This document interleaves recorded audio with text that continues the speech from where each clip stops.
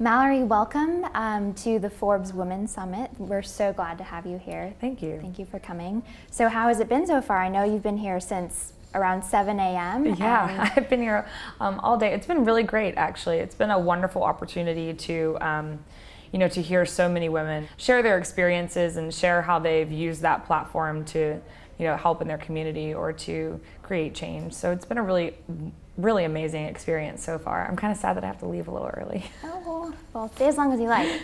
We'd love to have you here. You hold the title of Miss America. How does the Miss America pageant empower women?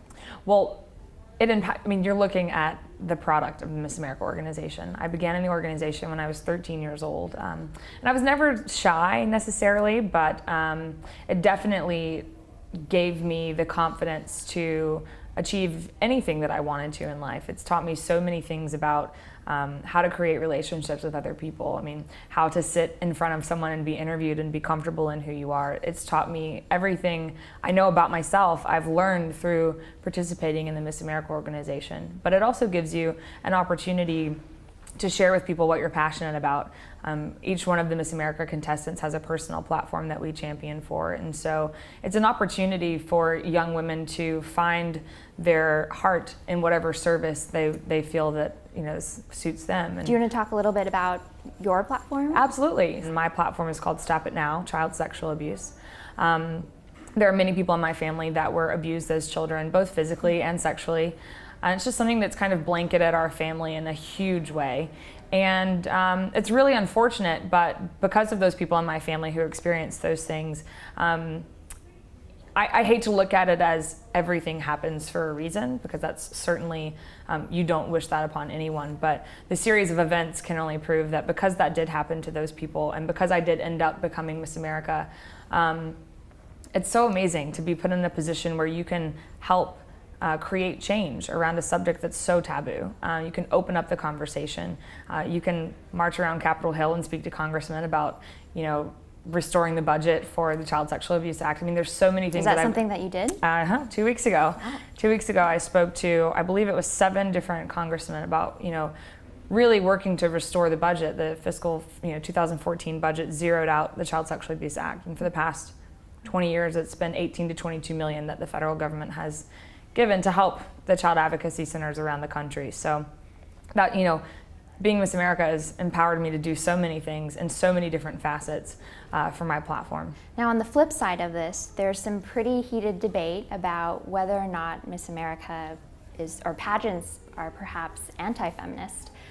So what do you say to people who might feel that way? I really think that, like I said, I'm a product of this organization, and it has taught me everything that I know about myself. It's taught me to be strong, to be independent, to be proud of who I am, to care about everything from physical fitness to politics, to the well-being of kids in Africa. It's taught me to be such a well-rounded young woman.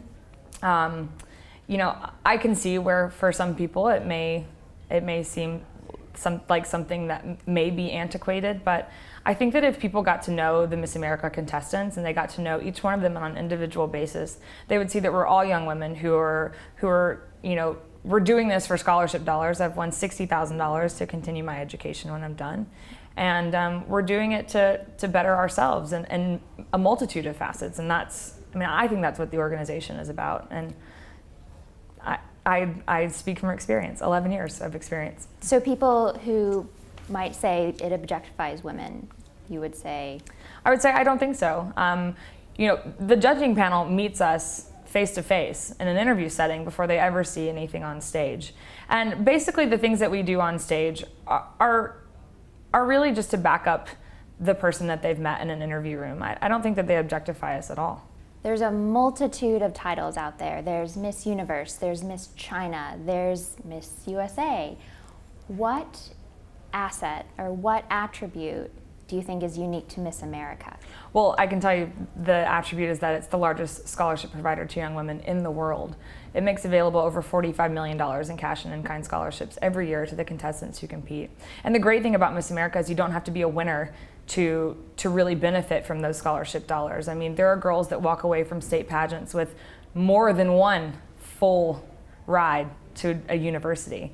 There are teenagers competing across the country in the Miss America's Outstanding Teen program that are 13 years old that have a full ride to school thanks to the Miss America organization. So that's definitely what sets it apart. And you know, we're an education-based program.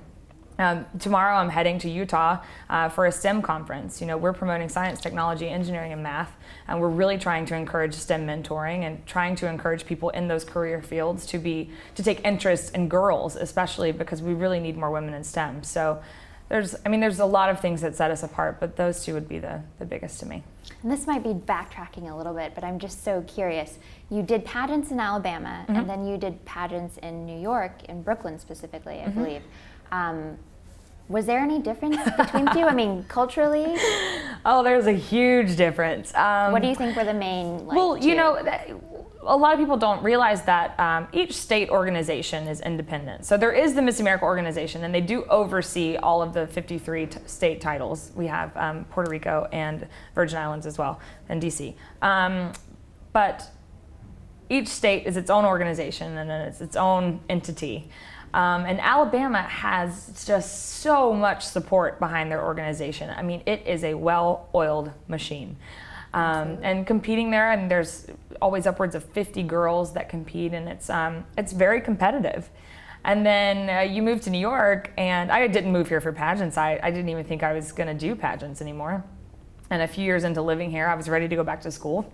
So I competed and was first runner-up in Miss New York. And being a part of the Miss New York organization is almost like being a part of this amazing sisterhood. Everyone that I competed with is a close friend, not just a friend, but a close friend. And so I think that New York is unique in the fact that we're such a non-pageant state that everyone's just kind of like, I'm just here, we're having fun, and you really get a chance to get to know everyone, and it turns into more of a friendship and a sisterhood than it does a competitive thing. Okay, last question, and it is swimsuit competition. Sure. Do you think we should keep it or get rid of it, and why? Funny you should ask me, who continually gets caught in Hawaii in swimsuit pictures. I actually, you know, I believe in what the swimsuit competition does. And you know, the reality is that Miss America started as a swimsuit competition. It started in Atlantic City on the boardwalk as a way to extend tourism. And it's just a part of the organization, and it's a part of the pageant.